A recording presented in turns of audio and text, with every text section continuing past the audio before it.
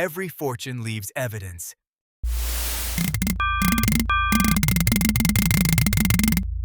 In the year 2003, the most feared man in sport filed for bankruptcy.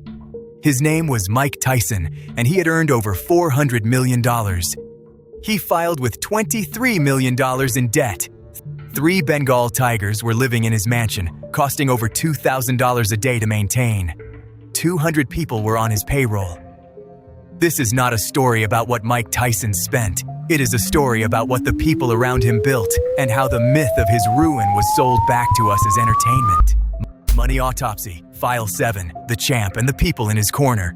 Brownsville, Brooklyn, in the 1960s, was one of the most violent neighborhoods in the United States.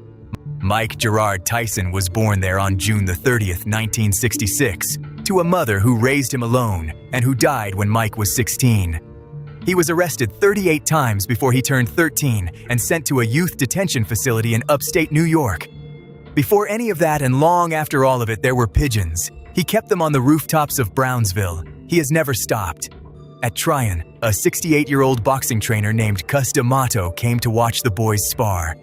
He watched Mike hit once and told the staff member beside him, "That boy is the next heavyweight champion of the world."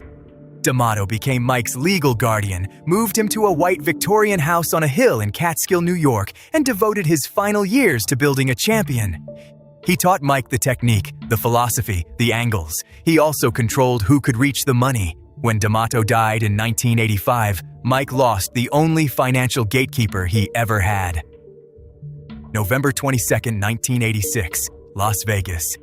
Mike Tyson stopped Trevor Berbick in the second round and became heavyweight champion of the world at 20 years, 4 months, and 22 days old. A record that has never been broken. The wins that followed were not fights. They were exhibitions. Opponents were being stopped in under 90 seconds. By 1988, he had unified all 3 major heavyweight titles, the undisputed champion of the world at 21 years old. From 1986 to 2003, Mike Tyson fought professionally 34 times. His largest single payday was $50 million for the second Holyfield fight in 1997. Before taxes, before management fees, before promoter cuts, the total crossed $400 million. $400 million earned in 17 years. This is how it built. When Cus D'Amato died, the protections he had built around Mike Tyson died with him. His original managers held 33% of everything he earned. Then Jim Jacobs died in 1988, and a man named Don King stepped into the room. Don King was the most powerful promoter in boxing. He was also, by the account of almost every fighter he ever worked with, the most expensive man in the sport to know. He called Mike his son. He wore a flag. He smiled in every photograph, and he signed the contracts. And Mike was spending spectacularly, constantly, and without a ledger.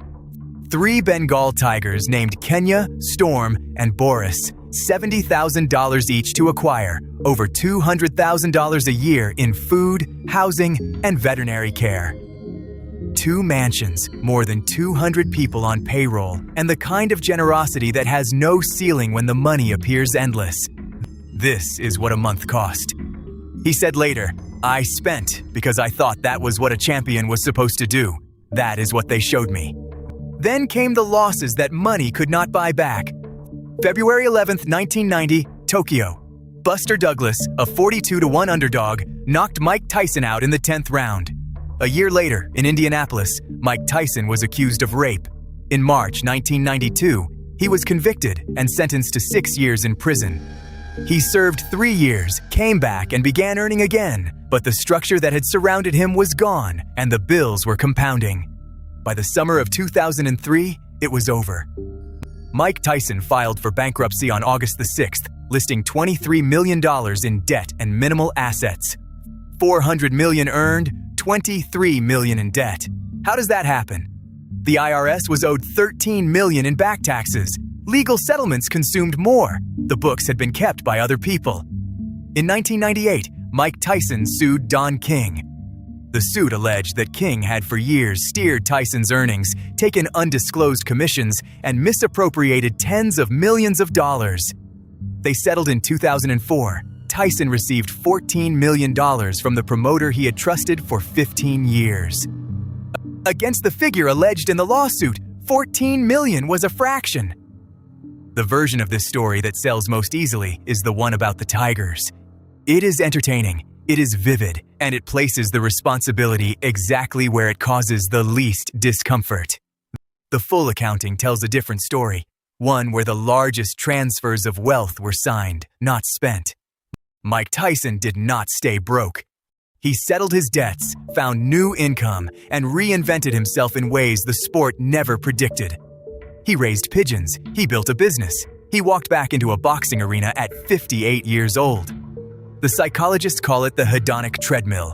You earn more, you spend more, your baseline rises, and the people around you never tell you to stop, because stopping means their income stops first.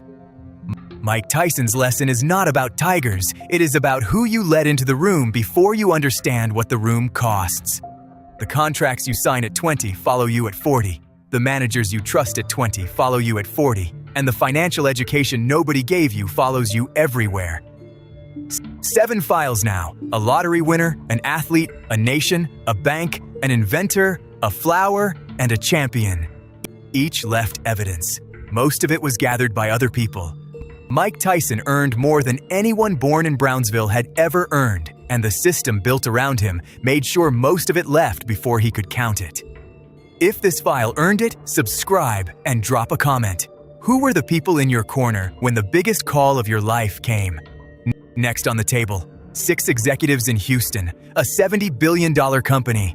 A spreadsheet so complicated that nobody could find the money because there was none. Every fortune leaves evidence.